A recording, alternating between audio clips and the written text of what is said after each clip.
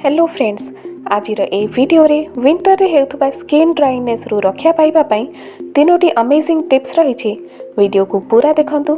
Channel रे नुआ थिले सब्सक्राइब करी बेल आइकन प्रेस करंतु। वीडियो रे सेकंड टिप्स रे आपनका पई एक बहुत ही इजी आ अमेजिंग टिप्स रही जहा बहुत ही पावरफुल आ यूजफुल। टिप नंबर 1, आपण जानिछंती ड्राई स्किन जो बयस गड़िबा सहित अनेक प्रॉब्लम देखा दिए। बयस गड़िबा को तो आमे रोकी पारिबानी, किंतु ड्राइनेस जो फेस रु बयसर चिन्ह जेपरी न देखा जाऊ सेथिपाई चेष्टा निश्चय करिबा।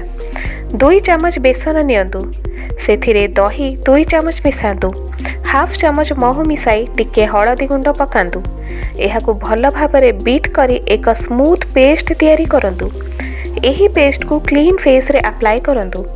महू और दहीर मिश्रण स्किन को मॉइस्चराइज करने सहित डेड स्किन सेल्स बाहर करे। 15 मिनिट एही परी रखी मसाज करंतु। 5 मिनिट मसाज परी धोई नियंतु। सप्ताह रे 2 थर एपरी अप्लाई करि परिबे। जदि आपनक स्किन अधिक ड्राई रहुची तेबे सप्ताह को 3 थर अप्लाई करंतु। ए पैक पूरा नेचुरल, कोनसे हार्मफुल नथिबारु आपनक स्किन रे कोनसे साइड इफेक्ट र चिन्ह मध्य नथिबो। नंबर 2, आपणक घरे क्षीर रहुथबो।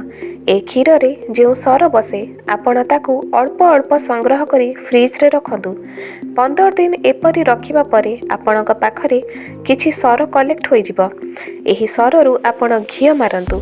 जदि आपण जानि नाहंती सर रु किपरि घिय मरा हेबो तेबे आपण मते कमेंट कले मु एहार प्रोसीजर आगामी वीडियो रे देबी। एही सरु बाहरी थिबा घिय को एक जार रे रखंतु। एहाको सप्ताह रे 2 थर क्लीन फेस रे लगाई आधा घंटा एपरी छाड़ी दियंतु। तापरे मसाज करी धोई नियंतु।